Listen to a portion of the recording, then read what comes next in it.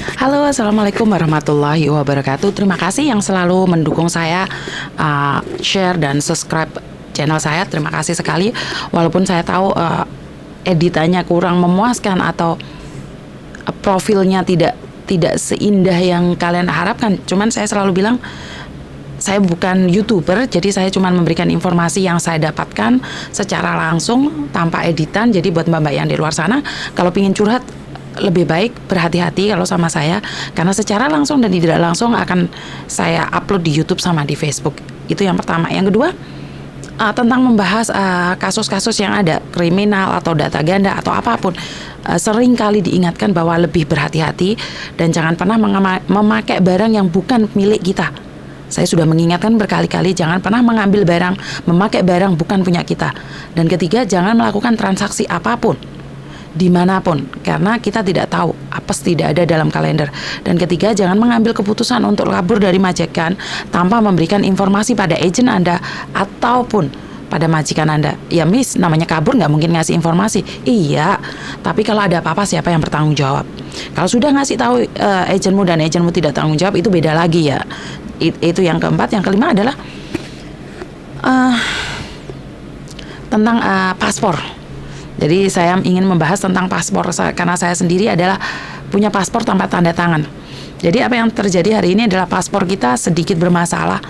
Saya tidak membahas di mana masalahnya, cuman saya memperbarui paspor saya itu dulu e-paspor di Indonesia dan saya di Hong Kong pada tahun kemarin Desember 2021 itu habis. Jadi mau tidak mau saya belum ada waktu pulang Indonesia, jadi saya buat paspornya di Hong Kong sini. Dan di Hong Kong sini saya buat Desember, jadinya Januari awal tuh saya jadi. Jadi di situ waktu itu saya selesai ambil paspor, saya main sama teman-teman saya di sentral sana dan saya bilang, kamu kemana? Aku ambil paspor aku. Dan di situ teman saya, di mana ada orang Jerman, Prancis, Itali dan Filipina juga, kita ngumpul, kita makan-makan bareng dan mereka bilang, lihat paspormu. Jadi paspor lama sama paspor baru tak liatin, mereka bilang, kok paspormu gak ada tanda tangannya? Aku bilang, gak ada masalah, pemerintah ngasih pastinya tidak ada masalah, aku bilang gitu. Nah tiba-tiba nyeletuk gitu sih dari yang Prancis, setahu aku paspor kalau gak ada tanda tangannya gak bisa loh Yun. Siapa yang bilang? Ini paspor negara gak mungkin gak diakuin. Jadi dari situ teman saya nanyain, yakin bisa Yun? Bisa, nyatanya pemerintah aku yang memberikan dan banyak orang Indonesia datang ke Hong Kong tidak ada masalah. Setelah dapat informasi itu, sebenarnya saya sendiri tuh mencoba mencari informasi, bener nggak ada tanda tangannya. Ya saya di depan orang tenang aja, tapi sebenarnya saya pulang itu mikir, yakin ini nggak bisa diterima di negara lain. Nah waktu itu saya Google dan saya melihat informasi itu dari Kompas. Kompas menyatakan bahwa kenapa paspor baru itu nggak ada tanda tangannya, dan dibahas di situ. Wah, sedikit saya rada-rada ngeri-ngeri sedap ya, rada-rada takut. Jangan-jangan yang dikatakan teman saya ini benar. Tapi kan saya tidak percaya kalau tidak ada bukti.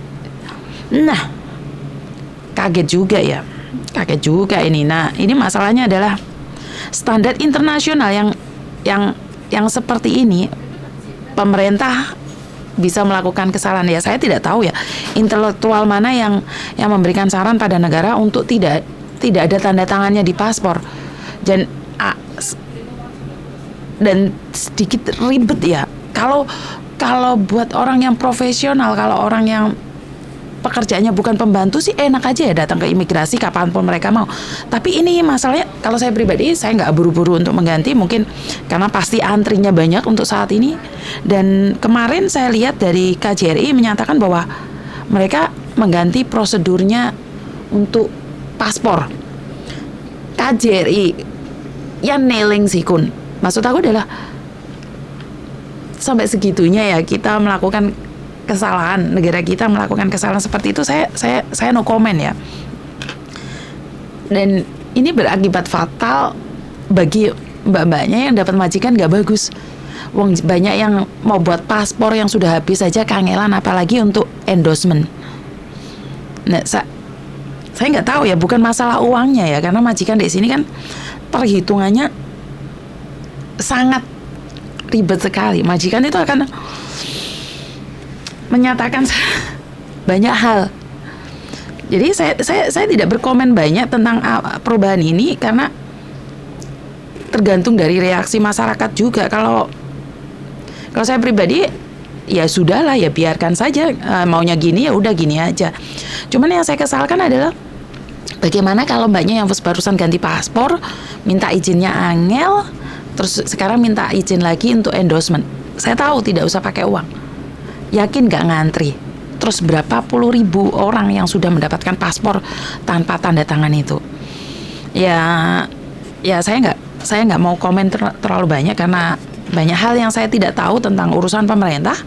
Saya cuma berbicara gimana caranya, apakah imigrasi ada pemberitahuan juga ke majikan atau setidaknya dalam bahasa Inggris atau bahasa Cina agar lebih bisa memberitahu majikan, iki loh pasporku kayak gini, tatai aku sekarang boleh nggak ke konsulat Indonesia untuk pembenaran.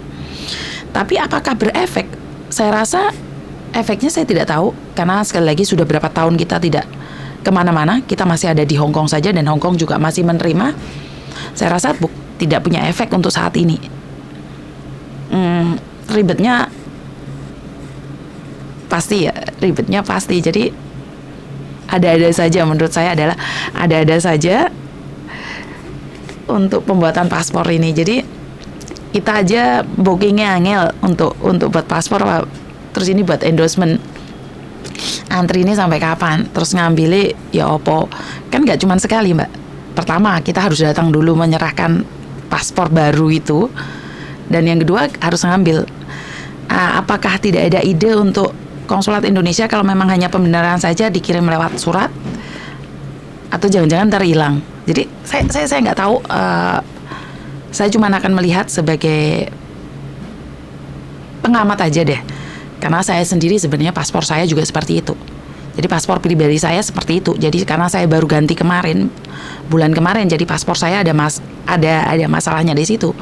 Karena saya sudah diingatkan teman saya, tapi saya bilang I don't care as long my country still accept that. Dan lagian saya nggak kemana-mana. Saya juga nggak ada planning ke Jerman. Bener nggak? Karena Jerman menolak secara langsung tentang paspor ini. Jadi buat mbak-mbaknya ya nggak usah gupoh tentang endorsement paspor itu, ya pelan-pelan aja, butuh waktu. Kan kita nggak kemana-mana. Kalaupun pulang Indonesia masih diterima kok, kan negara kita sendiri. Jadi masalah paspor, endorsement, tanda tangan itu jangan gupoh, alon-alon aja, nyantai. Selagi majikan tidak memberikan izin ya udah nggak apa-apa, lain kali. Jadi kalau sampai pada akhirnya pemerintah mewajibkan untuk mempunyai paspor yang endorsement, ya udah kita datang, benar nggak? Jadi nggak usah gupoh, nggak usah takut, nggak usah bertengkar sama majikan. Jadi yang kita tetap fokus pada pekerjaan kita, tetap fokus sama pekerjaan kita. Kalau kita nggak fokus, malah kita kehilangan pekerjaan kita.